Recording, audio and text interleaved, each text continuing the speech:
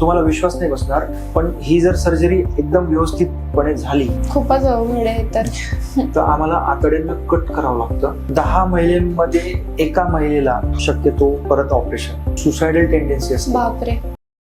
नमस्कार, मी श्रेया तुमच्या सगळ्यांचं स्वागत करते एका नवीन पॉडकास्ट मध्ये. आज आपल्यासोबत आहेत नाशिकचे एक सुप्रसिद्ध स्त्रीरोग तज्ज्ञ doctor Shridhar Dayma sir. Welcome to our podcast sir. नमस्कार. आज आपण एका अशा विषयावर बोलणार आहोत ज्याच्याबद्दल आपल्या सर्वांना माहिती खूप कमी आहे, ते म्हणजे एंडोमेट्रियोसिस. तर आज आपण या विषयावर सविस्तर सरांसोबत चर्चा करणार आहोत. तर सुरुवात करूया. येस. सर, सर्वात प्रथम म्हणजे एंडोमेट्रियोसिस म्हणजे काय? एंडोमेट्रियोसिस हा एक स्त्रीरोग आहे असा, ज्यामध्ये गर्भपिशवीचा आतला जो थर असतो, ज्याला आपण एंडोमेट्रियम असं म्हणतो, तो थर गर्भपिशवी सोडून अन्य दुसऱ्या अवयवावर प्रेझेंट असतो. म्हणजे दरवेळी कुठल्याही महिलेला जेव्हा पाळी येते त्यावेळी गर्भपिशवीचा आतला जो थर आहे एंडोमेट्रियम, तो शेड होतो आणि पाळी येते, ब्लिडिंग मधून तो सगळं बाहेर निघून जातो. पण हा थर ॲबनॉर्मल लोकेशनला प्रेझेंट असल्यामुळे, म्हणजे गर्भपिशवी सोडून बाकीच्या ठिकाणी, जसं सर्वात कॉमन साईट म्हणजे ओव्हरी, ज्याला अंडाशय म्हणतो, किंवा आतडे, किंवा पाउच ऑफ डगलस, किंवा गर्भनलिका, आणि या व्यतिरिक्त मूत्रनलिका, मूत्राशय, या वेगळ्या ठिकाणी जिथे तो नसायला पाहिजे तिथे सुद्धा तो प्रेझेंट असल्यामुळे दरवेळी पाळीच्या वेळेच्या दरम्यान तिथे सुद्धा ब्लिडिंग होते आणि त्याच्यामुळे पेशंटला खूप प्रॉब्लेम्स होतात, पेन होतो आणि ब्लिडिंग पण जास्त होतं. असं याची मुख्यतः लक्षणे काय काय असतात? सर्वात मेन सिम्पटम याचा आहे की पेन फार होतं पेशंटला. पेन सुरुवातच्या स्टेजेसमध्ये फक्त पिरियडमध्ये पेन असतो, पण तो पेन इतका सिव्हिअर असतो की पेशंटला 2, 3, 4 गोळ्या घ्याव्या लागतात, इंजेक्शन, सलाईन, आणि पेशंट फार कंटाळून जातात की हा पेन जातच नाही. म्हणजे तुम्हाला विश्वास नाही बसणार, काही पेशंट याच्यामध्ये सुसायडल टेंडेन्सी असते. बापरे. की हा पेनच कमी होत नाही, मला फार मोठा आजार आहे. हे पहिलं सिम्पटम झालं. दुसरं सिम्पटम म्हणजे प्रेग्नन्सी त्यांना राहण्यासाठी अडचणी येतात, किंवा संबंध म्हणजे संभोगाच्या वेळी पोटात दुखणे, संबंध खाली दुखणे, हे त्याचे वेगळे सिम्पटम आहे. आणि जर हा एंडोमेट्रियोसिसचा आजार दुसऱ्या भागांमध्ये जर पसरला असेल, जसं की मूत्रनलिका, मूत्राशय आणि आतडे, मग त्यानुसार लघवीला त्रास होणे, लघवीमधून रक्तस्राव होणे, संडासला दुखणे, संडासमधून रक्तस्राव होणे, असे सिम्पटम सुद्धा असतात. सर, याच्यात मुख्यतः पेन हे ओटीपोटातच असतं का, की म्हणजे तिथून वरती होतं, की कोणत्या रिजन मध्ये? मुख्यतः ओटीपोटात असतं, पण जर खूप पसरलं असेल तर पण शक्यतो ओटीपोटामध्येच असतं. मॅक्सिमम पेन तिथूनच स्टार्ट तिथे असते. एंडोमेट्रियोसिस ही समस्या किती साधारण आहे? साधारण 10 महिलांमध्ये एका महिलेला हा प्रॉब्लेम येतो. पण योगायोग असा की हा कोविडचा जो काळ होता 2020 नंतर, ह्याचं प्रमाण खूप वाढलंय. सध्या आधी आम्ही कोविडच्या आधी असे पेशंट फार कमी बघायचो, पण आता खूप फ्रिक्वेंटली असे पेशंट येतात. मग याचं रिझन ते रेमडेसिवीर वगैरे घेतलं होतं ते असू शकतं, की का म्हणजे हा बदल जाणवला की कोविड नंतर जास्त पेशंट्स वाढले? असं काही प्रूव्हन नाहीये की कोविडमुळे किंवा व्हॅक्सिनमुळे रेमडेसिवीर, असं काहीच प्रूव्हन नाही. It is just a change which we doctors, all doctors we have observed over the period of say last 5 years. याचं रिझन स्टडीजमध्ये असं सांगितलं गेलं की जे सॅनिटरी पॅड्स वापरतात, किंवा काही केमिकल्स असे आहे की ज्यांचं कळत न कळत एक्सपोजर होत आहे महिलांना, त्याचं काही लिंक ते प्रपोज करतात की मे बी याच्यामुळे होत आहे. आता काही डॉक्टर्स असे पण म्हणतात की सॅनिटरी पॅड्स यूज न करता तुम्ही मेन्स्ट्रुअल कप यूज करा, असे पण काही लोक म्हणतात. पण नथिंग इज प्रूव्हन येट. किंवा याच्यामध्ये असं पण एक फॅक्टर आहे की आता याचं डायग्नोसिस थोडंसं प्रोएक्टिव्हली व्हायला लागले. आधी असायचं पण मग मिस व्हायचं सोनोग्राफीमध्ये, पण मग आता सोनोग्राफी मशीन्स, MRI अपडेट झाले, विजन त्यांच्या इम्प्रूव्ह झाले आहे, त्याच्यामुळे पण कदाचित इन्सिडन्स वाढला असेल. नेहमी जेव्हा पिरियड्स येतात तर पिरियड्सचं जे पेन असतं ते एंडोमेट्रियोसिस मुळेच होतं, की त्याचं कारण काय आहे? आता पिरियडमध्ये पेन होणं म्हणजे प्रत्येक पेशंट एंडोमेट्रियोसिसच आहे असं नाही. इनफॅक्ट पिरियडमध्ये पेन होणं इज व्हेरी कॉमन. म्हणजे 10 पैकी 7 ते 8 मुलींना किंवा लेडीजला ते होणारच. पण सगळं मध्ये नॉर्मल आहे बॉडीमध्ये आणि पेन होतंय तर त्याला आपण प्रायमरी डिस्मेनोरिया असं म्हणतो.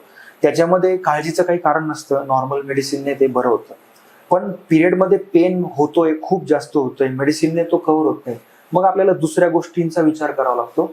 त्याच्यामध्ये बऱ्याच गोष्टी आहेत. त्यापैकी एंडोमेट्रियोसिस ही एक कंडिशन आहे ज्याच्यामध्ये आपण आपल्या टेस्ट करतो, सोनोग्राफी वगैरे, आणि मग ते रूल आउट करतो की एंडोमेट्रियोसिस आहे की गर्भाशयाचे अजून दुसरे काही आजार आहेत.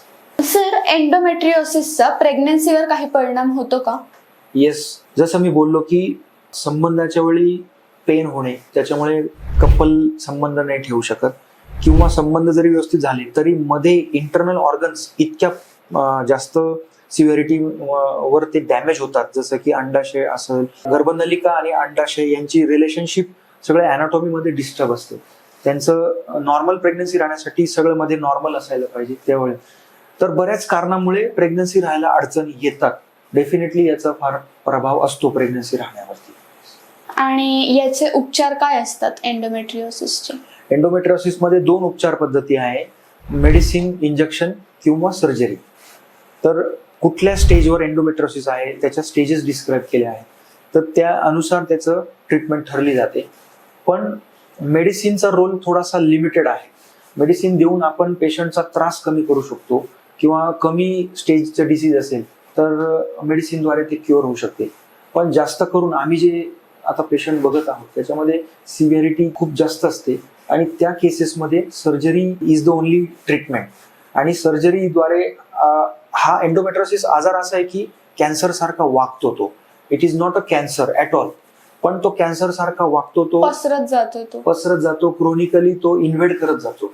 मग सर्जिकली आम्ही जे एंडोमेट्रियोटिक टिश्यू आहे, जी पॅथॉलॉजी आहे, त्याला पूर्ण कट करून शरीराबाहेर काढतो. तर ते कट करण्यामध्ये आतले जे ऑर्गन्स असतात, जसं की अंडाशय, आपलं गर्भाशय, आतडे आणि मूत्रनलिका, यांना सेव्ह करून बाकीचं जे खराब टिश्यू आहे तेवढं काढतो. कधी कधी अशी कंडिशन येते की तो आजार इतका डीप पर्यंत पसरलेला असतो, तर आम्हाला आतड्यांना कट करावं लागतं आणि आतड्यांचा भाग काढून द्यावा लागतो, आणि मग रिमेनिंग जे टिश्यू आहे आतडे, नॉर्मल आतडे, त्यांना रिपेअर करावं लागतं. कधी कधी ही पण वेळ येऊन जाते. सो आय वुड से की surgery has a major role in the treatment, medicine has a limited role. Endometriosis आहे याचं निदान कसं कळतं? याच्यामध्ये मेन गोष्टी ज्या आहे इमेजिंग आहे, म्हणजे सोनोग्राफी आणि MRI. पण फक्त सोनोग्राफी MRI वर न जाता पेशंटची हिस्ट्री काय, तिचं सिम्प्टोमॅटॉलॉजी काय. बरेच पेशंट असे असतात की पहिले तीन वेळा ऑपरेशन झाले ह्याच कंडिशनसाठी, चौथ्या वेळेस ऑपरेशन, असे हिस्ट्री आपल्याला क्लासिकल मिळते कधी कधी, किंवा सोनोग्राफीमध्ये पिक्चर कळतं. आणि MRI is most accurate way of diagnosis. आणि त्या व्यतिरिक्त जेव्हा आपण लॅप्रोस्कोपी करतो, म्हणजे पोटामध्ये दुर्बीण टाकून जे पिक्चर आपल्याला दिसतं, that is gold standard for diagnosis of endometriosis. आणि एंडोमेट्रियोसिस हे पूर्णतः बरं होऊ शकतं का? येस, सर्जरी करून आपण त्या आतला जो पूर्ण पॅथॉलॉजिकल टिश्यू आहे तो पूर्णपणे शरीराबाहेर काढतो. पण ही जर सर्जरी एकदम व्यवस्थितपणे झाली तर शक्यतो एंडोमेट्रियोसिसचं रिकरन्स नसतं, म्हणजे पूर्णपणे बरा होतो.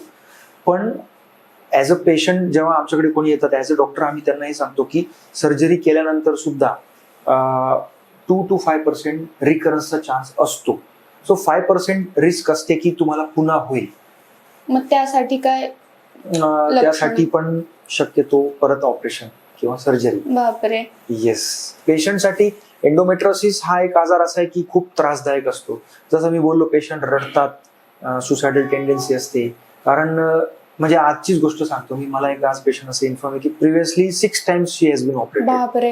And still she is not cured of endometriosis. खूपच अवघड आहे. तर यासाठी महिलांनी स्वतःसाठी काय दक्षता घेतली पाहिजे की त्यांना ह्या त्रासापासून मुक्त ठेवायचं असेल तर? पहिली गोष्ट तर अवेअरनेस, की असा त्रास असतो हे माहिती पाहिजे. आणि ह्या सारखे काही सिम्पटम्स असताना तुम्ही डॉक्टरांशी कन्सल्ट करा. योग्य त्या टेस्टिंग असतात त्याच्यामध्ये त्या करा, आणि योग्य ट्रीटमेंट म्हणजे मेडिसिन असेल, किंवा सर्जरीची वेळ आली, दुर्दैवाने सर्जरीची वेळ येऊ नये कोणावर, पण जर सर्जरीची वेळ आली तर तुम्हाला अतियोग्य डॉक्टरांकडे ते जाणं गरजेचं आहे. बरेच डॉक्टर असे असतात की जे ह्या सर्जरी करू शकत नाही, मग इनकम्प्लीट सर्जरी नंतर पेशंटला परत रिपीट सर्जरी लागते, असं प्रमाण आम्ही फार कॉमनली बघतो. तर ह्या गोष्टी तुम्ही लक्ष द्यायला पाहिजे. म्हणजे प्रॉपर कन्सल्टन्सी घेतली तर Yes. तो आजार प्रॉपर क्युअर होऊ शकतो. Yes. Thank you so much sir, तुम्ही आम्हाला खूपच महत्त्वाचा आणि अनमोल सल्ला दिला, मार्गदर्शन केलं. कारण हा टॉपिक किंवा हा विषय खूप महिलांना माहितीच नसतो. तर तुम्हालाही सर्वांना खूपच महत्त्वाची इन्फॉर्मेशन भेटली असेल आज या व्हिडिओमधून. तर हा व्हिडिओ जास्तीत जास्त महिलांपर्यंत शेअर करा. Thank you so much sir. Thank you.